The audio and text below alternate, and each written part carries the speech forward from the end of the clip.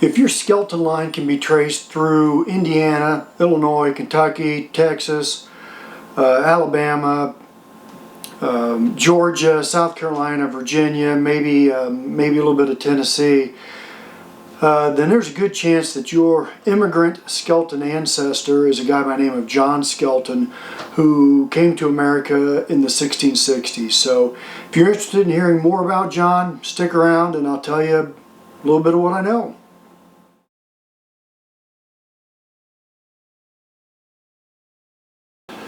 So John Skelton, the immigrant ancestor that came to America, he got here in the 1660s. Not 100% sure of when he got here.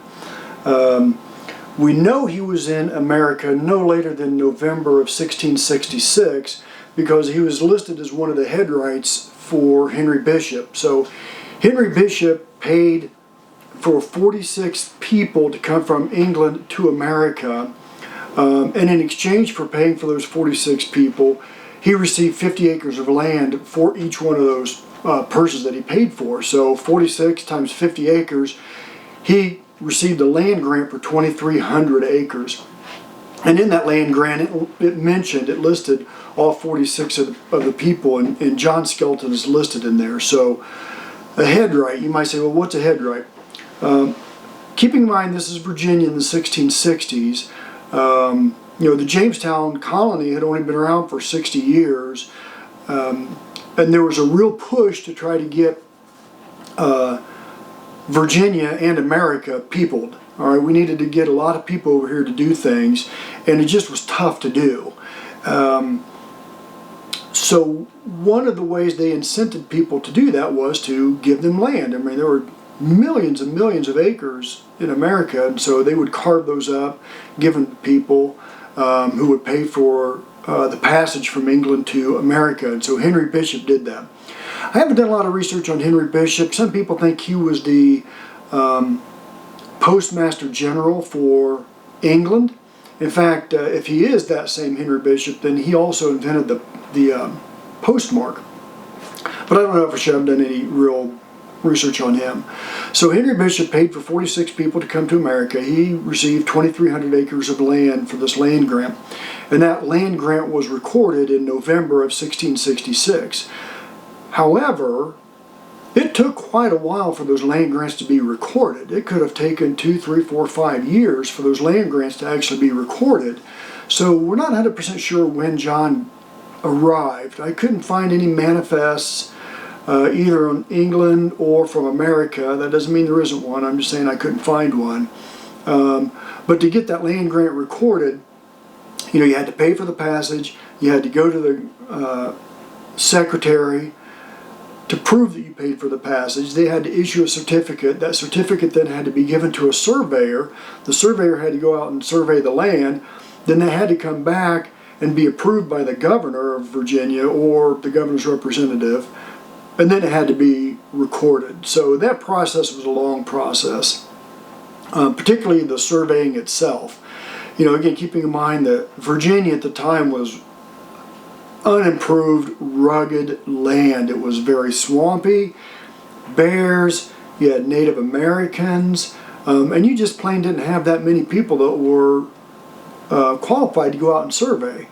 So that could take a while. So when did John get here? I don't know exactly. Probably 1664, probably, give or take a year. So what exactly is a headright? Like I said, Henry Bishop paid for people to get here. And so a headright means for every head that you paid to come to America, you had the right to land. So headright. Does that mean many people that came to America as headrights also came as indentured servants? Now that doesn't mean just because you came as a headright that you were an indentured servant. More often than not, that was the case. Was John Skelton an indentured servant? I don't know. I haven't been able to find out that. If he did come over as an indentured servant, then I will tell you, he was one of the very few that came over, lived through his indentured servant period, which were usually 5 to 7 years, And then afterwards, after he served and after he fulfilled his obligation, then was set out on his own, and in 15, 20 years he was a landowner. That didn't happen very often. So if he came over as an indentured servant, he was one of the success stories, one of the rare success stories. Indentured servants, it was a brutal, hard life, because it's a legal contract. That's where indenture comes from, and servant is exactly what it says.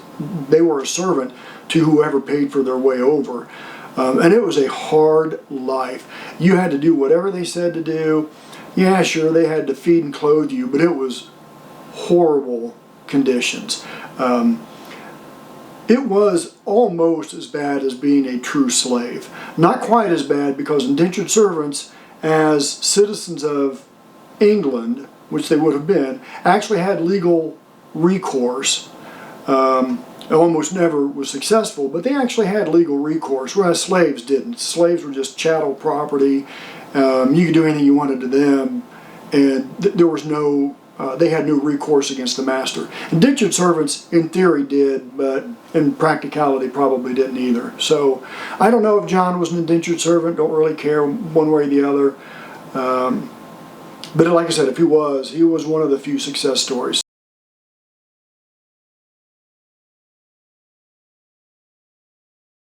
Where did he come from in England? Again, I haven't been able to determine that. Back in England in the 1660s, there are a couple strong possibilities. One, his father could have been a Robert Skelton, and there was a John Skelton that was christened or born, I can't remember which one, or maybe both, in 1646. But there was also another one that was born or christened, I can't remember which one, in London in 1643. And those would be about the right ages for John Skelton to come over to America if he got here in 1640 or 1666 or 1664. That would have made him about 18 to 20 years old, and that's the perfect range for somebody who may have come over as a headright and an indentured servant. If it was the one who was born or christened in 1646, there's a record in St. Anne Blackfriar Church that would have been, I think, June of 1646. And if that's the one, then it's pretty unfortunate, because just a few days later, his mother, Elizabeth Pearson Skelton, was actually buried. So that would mean she either died in childbirth or as a result of childbirth. Because like I said, within days of John Skelton being listed, then the wife of, as the son of Robert Skelton, then the wife of Robert Skelton was also listed as being buried. So if that's him, kind of an unfortunate story. And I think that's a strong possibility. Those two are very strong possibilities. But I haven't done enough research to definitively say either way, one way or the other. So he got here in 1660s, we'll say. And then, what happened to him? Well, I don't really know. For about 10 years, there's really no good record. I can't find anything until 1676, when he was listed as a participant in Bacon's Rebellion. And I'll get into Bacon's Rebellion a little bit more. Actually, I'll get into it a lot more a little bit later.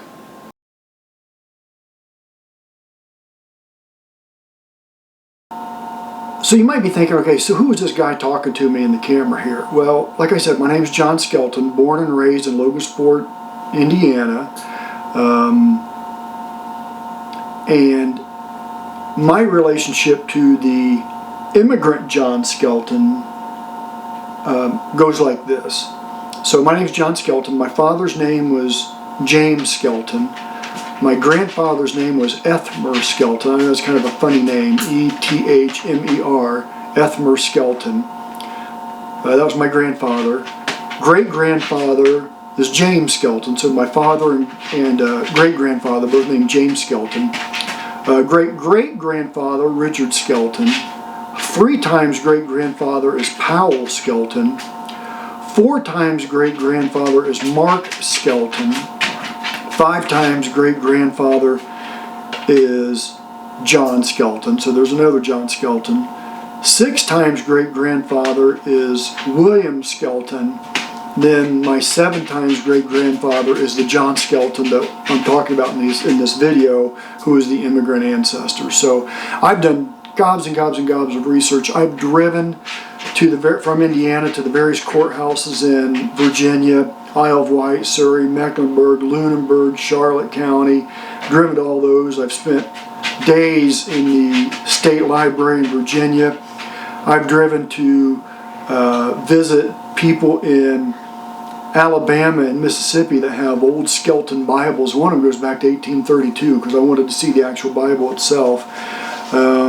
I've driven down to places in Georgia and stayed at the Skelton Bed and Breakfast. At least it was when we were there. I don't know if it still is or not. I've visited, tons and tons of other Skeltons. I've also gone to various seminars on how to analyze documents, various methods for connecting people when there's not a single document that does that. I mean, when you get past the early 1900s, there aren't birth certificates and death certificates, so there are other ways of going about establishing kinship. I've gone to several seminars online and in person about DNA analysis. So I've sponsored not just my own DNA test, but I'll bet I've probably sponsored 20 DNA tests. All 3 of my brothers. I've had a couple of first cousins, one of my aunts, my dad's sister, plus, probably another 12 to 15 other Skeltons from around the country, so that I could kind of amalgamate all of those DNA tests and do various analysis to establish DNA links that way. So I've driven countless thousands of miles, like I say, and attended dozens of seminars, trying to figure out this puzzle. And it is a puzzle, and I feel confident if I haven't figured it out. But I will give you the data. You can draw your own conclusions.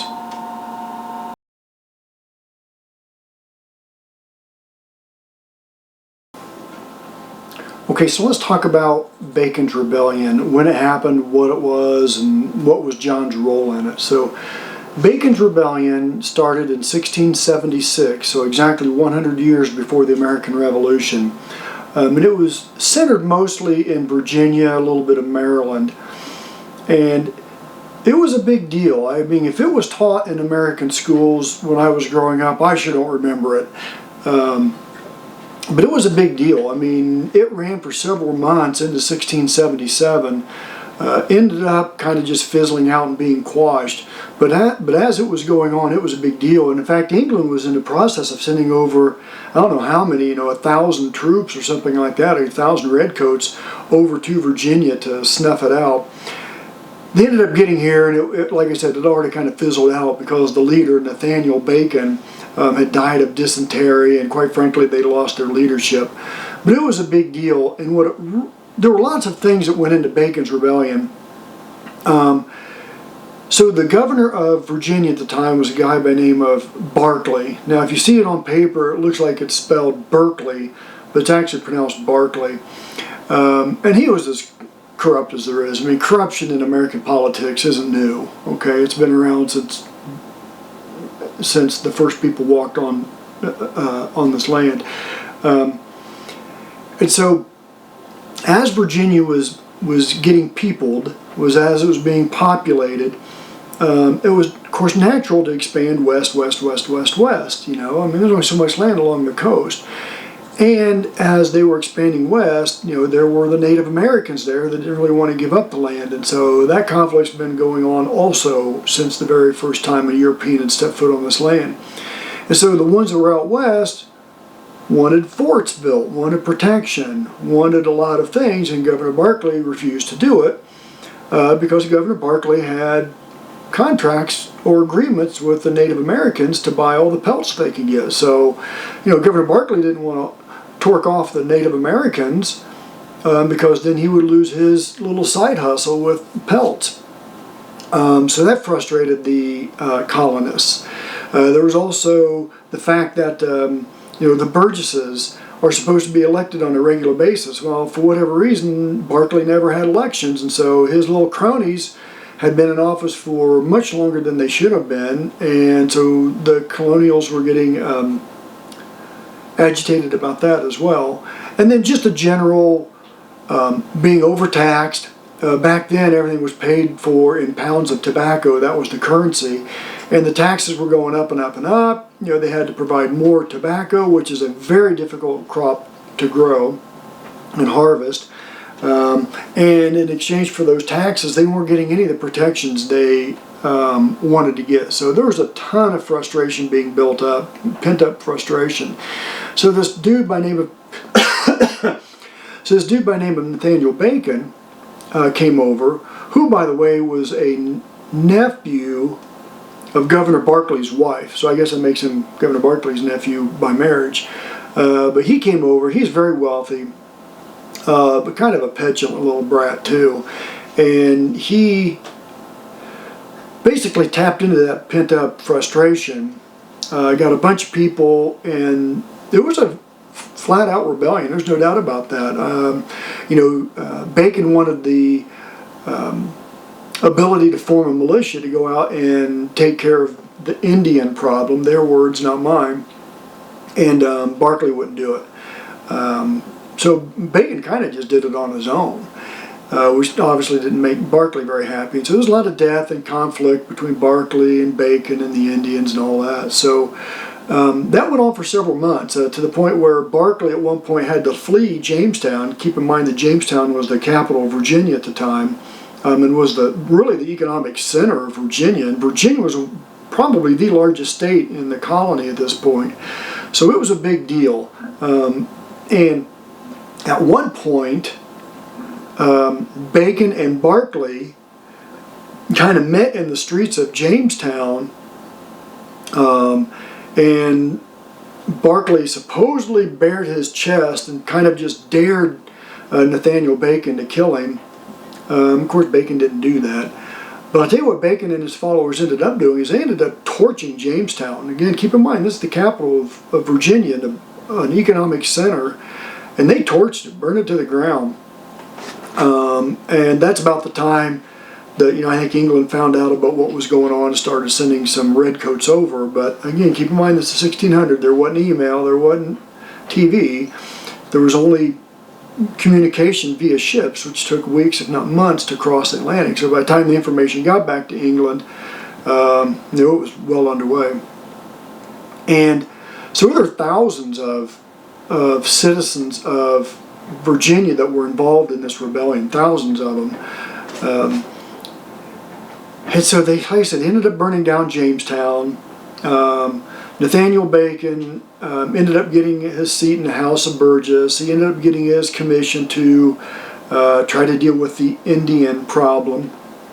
But he ended up getting dysentery and dying. And by the way, that's not a very nice way to die, with dysentery. And then after that, the next guy up, I can't remember the dude's name, but he really didn't have kind of the leadership style that Bacon did, and it kind of just petered out. And then Barclay went back to Jamestown, back to his plantation, and kind of reestablished his control over everything.